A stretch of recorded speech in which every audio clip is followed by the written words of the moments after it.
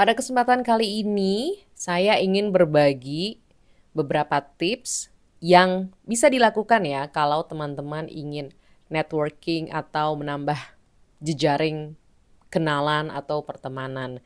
Dan ini adalah pengalaman saya ya. Jadi kalau misalkan teman-teman punya pendapat lain atau punya pengalaman lain, boleh banget langsung share di kolom komentar. Karena namanya hidup ya, namanya karakteristik orang pasti akan berbeda-beda. Jadi disesuaikan aja, jangan pernah terima tips atau saran apapun seperti yang ada di video ini mentah-mentah. Dan kalau ada yang nggak tepat pun di hidup Anda ya mungkin emang nggak cocok atau mau dikritik silakan.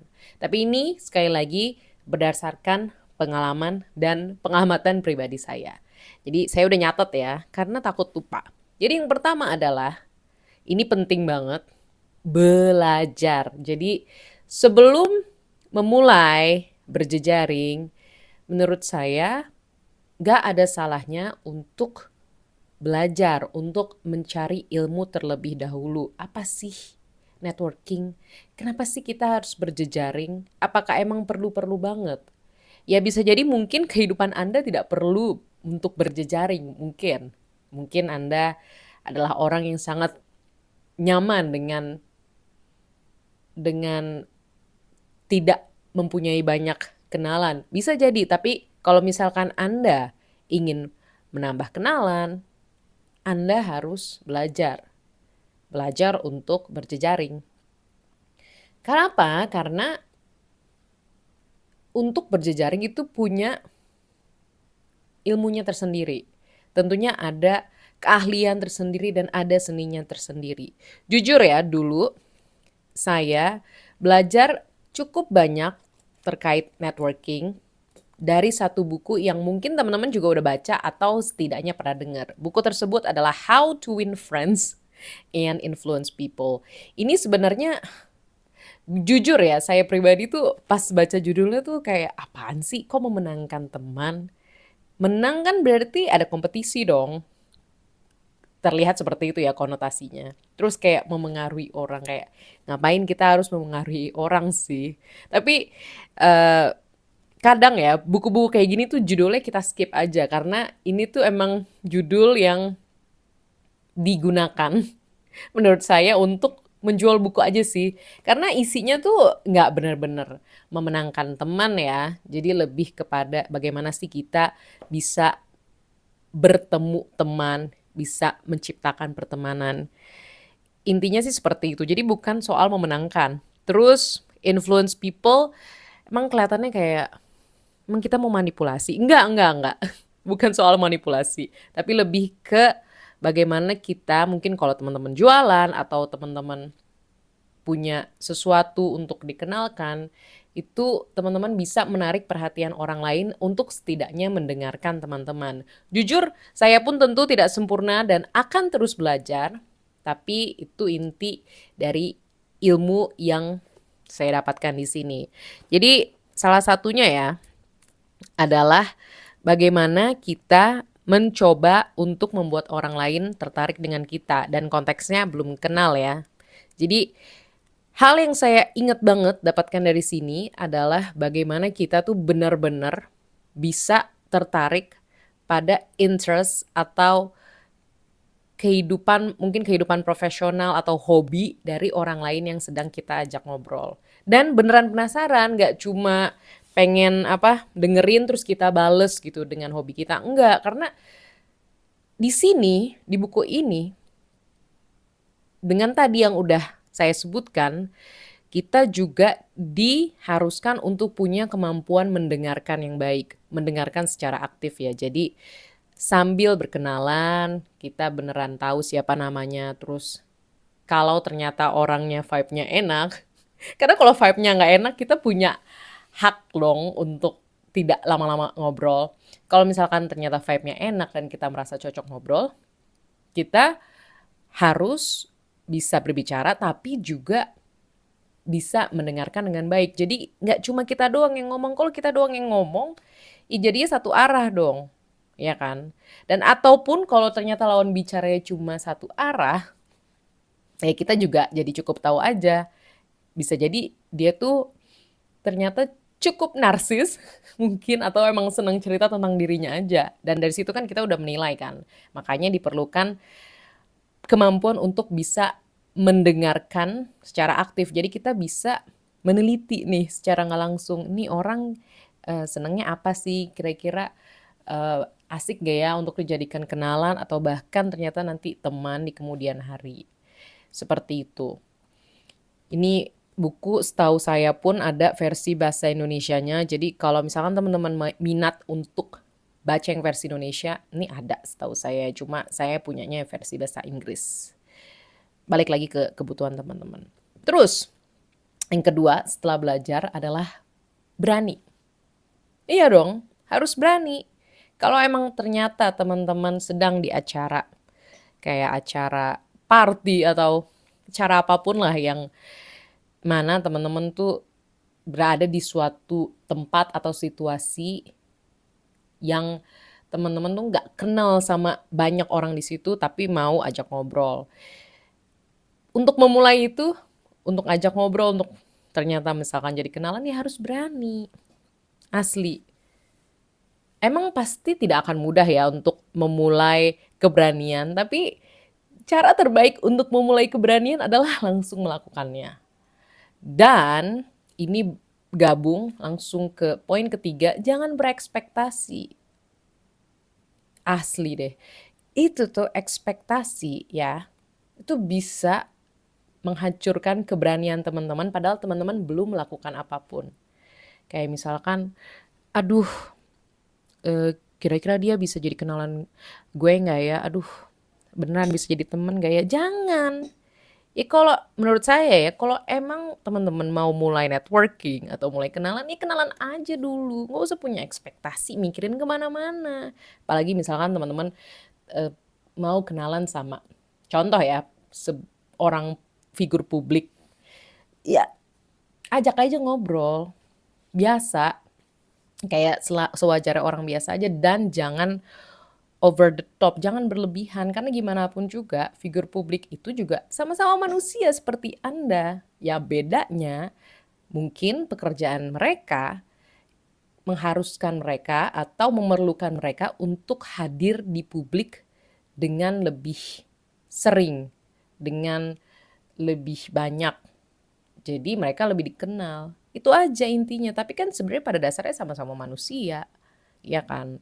Kalau ternyata figur publik yang kita ajak kenalan sudah terasa kurang nyaman untuk kita ajak kenalan, ya udah stop.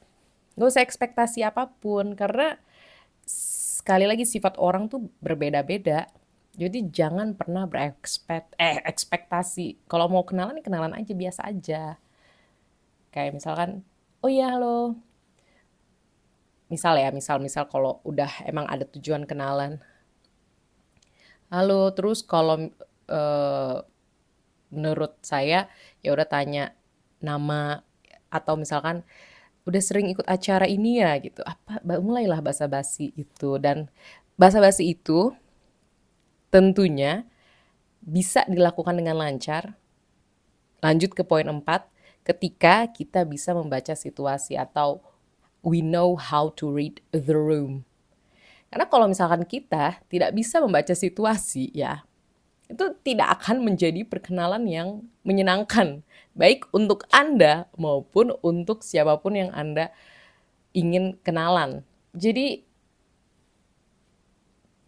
tadi ya pertama belajar, harus berani, tidak berekspektasi dan bisa baca situasi. Karena bisa jadi ya misalkan teman-teman mau kenalan sama publik figur A atau orang B yang sekiranya menurut teman-teman menarik. Tapi terlihat kalau misalkan B tuh kita lihat dari jauh, kayaknya lagi bete, kayaknya lagi makan, kayaknya lagi asik ngobrol sama yang lain. Jangan diajak ngobrol dulu. Jangan dipaksain.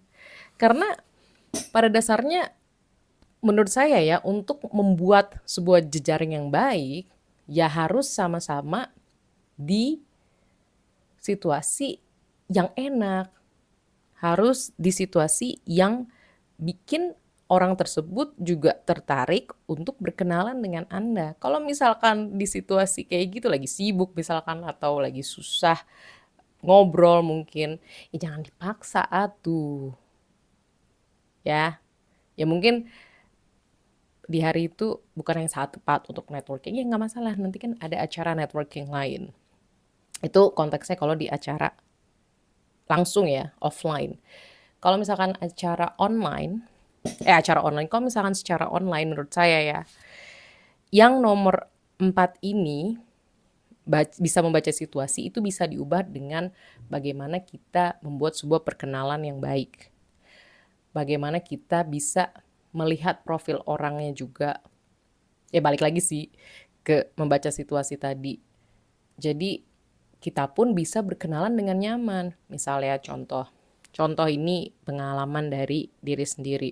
Kayak pas itu tuh mau ajak seorang sutradara untuk wawancara buat podcast film saya yang udah mati suri, namanya Podstalgia.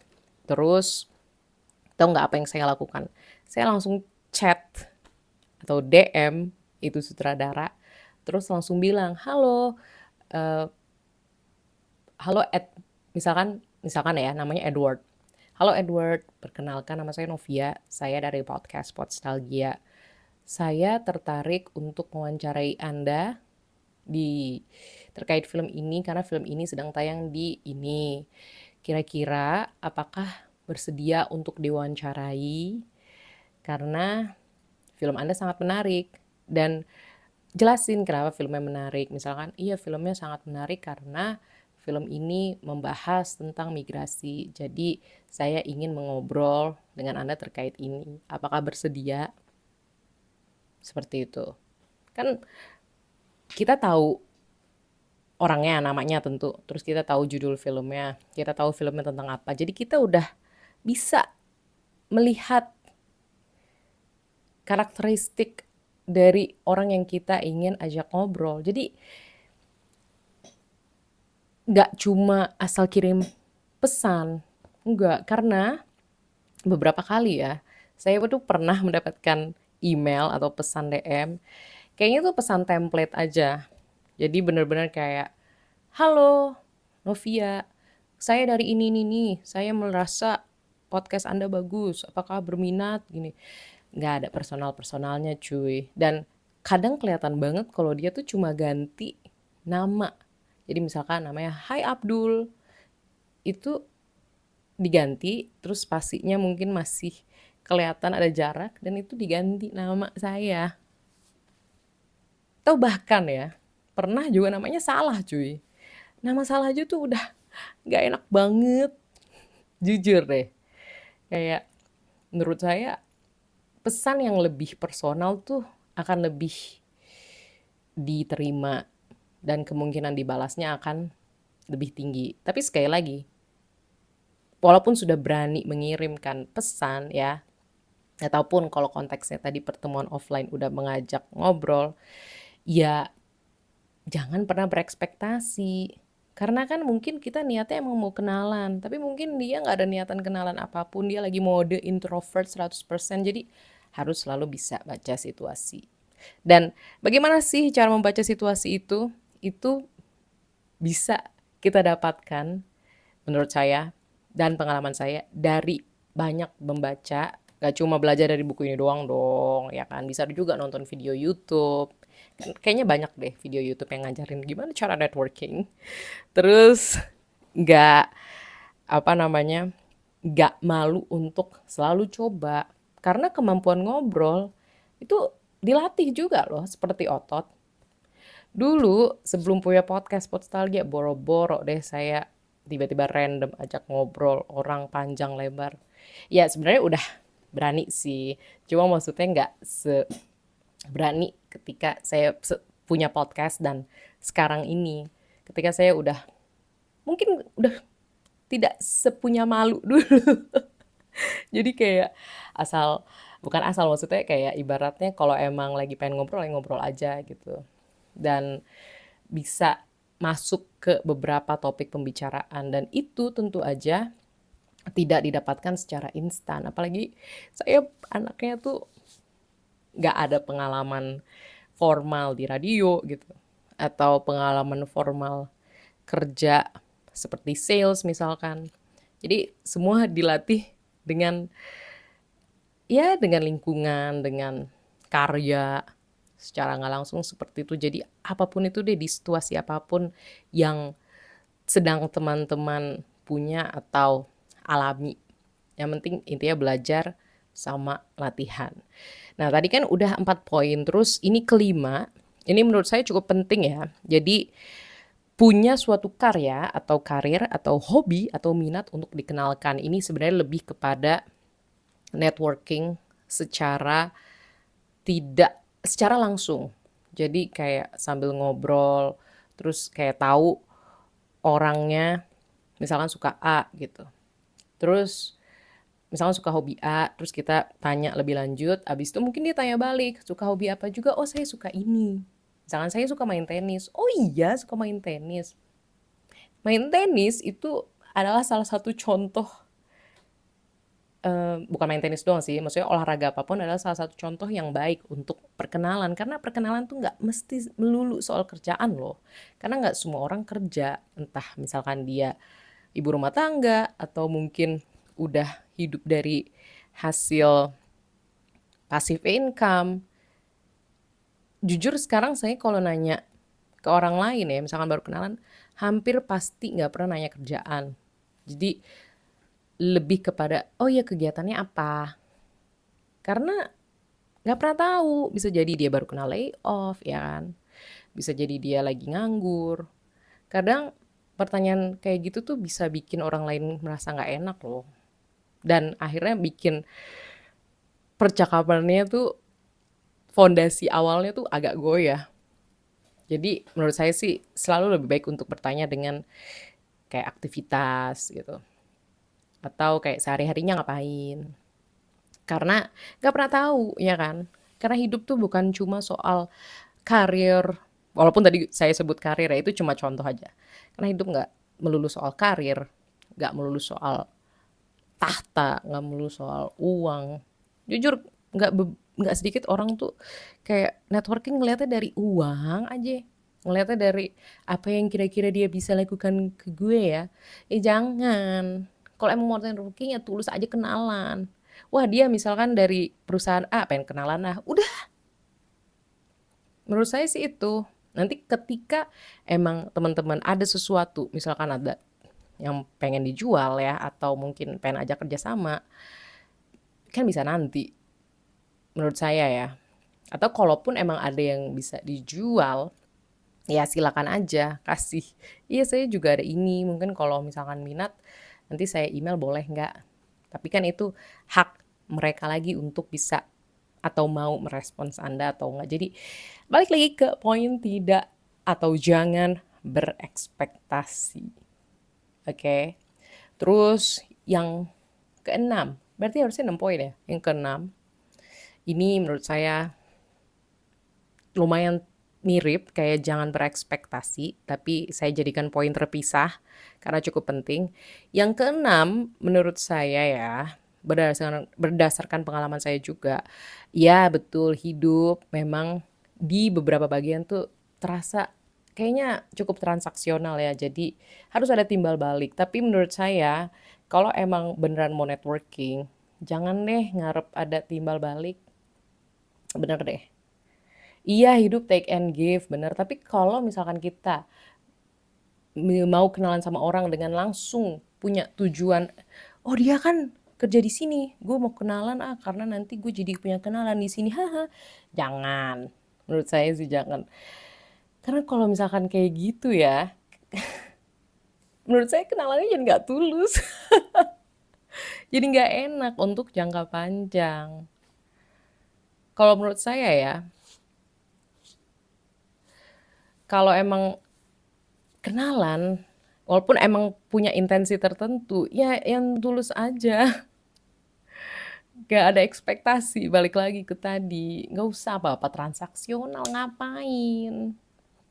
Iya emang hidup baiknya ada take and give ya. Maksudnya nggak secara langsung, nggak secara gamblang. Kayak misalkan A ngasih kita hadiah, kita tentu tidak berkewajiban untuk memberikan dia balik, tapi karena kita merasa, itu layak dapat hadiah juga dari kita, bukan karena kita ingin membalas, ya kita bisa kasih. Itu take and give-nya lebih seperti itu, bukan karena, udah ngasih hadiah nih, kita harus ngasih hadiah balik. Sebaiknya sih enggak ya, meskipun pada realitanya susah. Tapi kita coba ubah, saya pun juga selalu mencoba untuk memberi tanpa ada keinginan untuk membalas dan tidak ada keinginan untuk ingin dibalas. Jadi emang tulus ketika kita memberi. Dan ketika orang lain bukan membalas, ketika orang lain di kemudian hari memberikan kita sesuatu, ya kita anggap itu sebagai rezeki, sebagai berkah ya dari hidup di dunia ini, dari punya kenalan dan teman yang baik hati. Itu kalau menurut gue ya, walaupun mungkin kalau di bisnis emang ya sangat transaksional ya, cuma kalau emang konteksnya personal, kayaknya kayak gitu lebih enak sih. Jadi ketika misalkan kita diberi kue, ya kita tidak ada kewajiban kok sebenarnya untuk membalas orang tersebut dengan kue. Bisa jadi karena kita merasa wah dia tulus banget nih bikinin kita kue. Ya udah kita misalkan kalau mau nongkrong, karena dia juga asik buat diajak nongkrong ya nongkrong bareng gitu. Terus kalau sesimpel nemu real lucu yang sekiranya dia seneng kita kasih. Bisa dengan hal-hal seperti itu, tidak perlu harus melulu transaksional secara gamblang sih menurut saya. Karena kalau apa-apa dinilai dengan transaksi, dengan materi, emang nggak capek cuy. Capek loh kalau kayak gitu. Gimana kalau misalkan suatu saat nanti, karena kita udah terbiasa dengan hidup penuh transaksi, penuh materi, apa-apa berbasis itu, terus kita di suatu kondisi yang amit-amitnya tidak punya materi berlebih gitu untuk dibagikan sama orang lain, apalagi untuk bertransaksi. Jadi kita tidak punya apa-apa dan kita terbiasa untuk punya hubungan transaksional tersebut. Atau bukan cuma duit deh, misalkan kayak status pekerjaan kita tiba-tiba jobless, amit-amit. Jadi kayak kita nggak ada kerjaan apa-apa dan kita hanya hidup, hidup. Ya masa sih cuy mengenalkan itu? Karena menurut saya kalau emang beneran tulus, jujur nggak bohong, kita juga akan menemukan orang-orang yang beneran tulus, yang beneran nggak peduli kita mau status ekonominya tinggi banget atau karir kita lagi maju banget, enggak. Tapi ketika kita lagi butuh gitu, mereka beneran ada. Bukan karena mereka ingin dibalas lagi nanti kemudian hari kalau mereka butuh, ya mungkin ya namanya manusia mungkin ada harapan seperti itu, tapi benar-benar tujuan utama mereka ya hanya untuk membantu kita. Dan kita pun ketika punya kenalan atau teman yang butuh, kalau kita bisa, kalau kita sanggup ya kita coba bantu sebisa dan semampu kita. Dan itu menurut saya itu hal yang itu hal yang sangat tidak ternilai sih. Kalau kita bisa bertemu dengan seseorang yang cocok, yang beneran baik, tapi bisa menjadi jejaring juga. Itu menjadi poin plus dan tentunya tidak mudah ya untuk bertemu orang-orang seperti itu yang cocok dengan kita dan mereka pun merasa cocok dengan kita. Tentu tidak mudah. Tapi ya balik lagi ke poin tadi, harus belajar, harus berani. Berani untuk mencoba lagi, untuk mencoba terus panjang usia kita. Jadi tidak berhenti. Kecuali emang lagi males ya. Kalau lagi males ya silakan gak usah. Mungkin gak ngerasa butuh ya ngapain maksain diri ya kan. Tapi kalau ngerasa butuh atau ngerasa pengen atau ngerasa networking itu adalah jati diri. Karena nyaman aja kalau misalkan kenalan sama orang. Ya lakukan karena lama-lama akan terbiasa. Allah karena biasa itu benar terjadi loh. Jadi jangan remehkan. Ketika di hari 1 di tahun ini Anda merasa, aduh kok gue jelek banget ya ngobrolnya, gue merasa kayaknya orang itu nggak nyaman deh sama gue. Ya udah, it's okay, lupakan. Karena balik lagi ke jangan berekspektasi. Dan kalau emang usianya panjang, usia masih ada, selalu ada kok hari selanjutnya, selalu ada tahun selanjutnya bahkan. Mungkin setahun setelah penolakan, setelah hari yang tidak mengenakan itu, Anda udah bisa lebih luwes untuk berkenalan, untuk berjejaring. Ini poin saya sangat optimistis ya. Tapi iya dong, di dunia yang pesimis ini capek kalau kita ikutan pesimis juga. Jadi ya pelan-pelan aja lah optimistis. Kita aja udah bisa melewati COVID ya kan. Meskipun tentu mungkin ada teman-teman yang tidak seberuntung saya mungkin yang kehilangan anggota keluarga atau teman di pandemi. Cuma kalau misalkan teman-teman bisa melalui itu semua, masih hidup juga sampai sekarang masih kuat, mudah-mudahan apapun nanti ujiannya bisa dilewati dengan optimis. Semoga. Tentunya tidak akan mudah. Maaf ya jadi kemana-mana. Tapi semoga bisa. Bukan semoga, nggak boleh kata semoga tuh. Sebenarnya nggak apa-apa ya, cuma saya belajar untuk manifestasi juga kata semoga diubah. Harapannya tentu kita bisa. Kita ganti jadi nggak jadi semoga. Harapannya kita bisa, jalan kita dipermudah, dan kita bisa meraih apa yang kita inginkan. Anjay. Termasuk berjejaring dengan nyaman. Dan menimbulkan keuntungan, simbiosis mutualisme bagi kita sendiri maupun orang lain yang masuk ke jejaring kita. Itu aja video kali ini dari saya. Semoga bermanfaat, kalaupun tidak, semoga menghibur karena teman-teman udah nonton sampai titik ini. Terima kasih sekali lagi dan sampai jumpa di video selanjutnya. Dadah!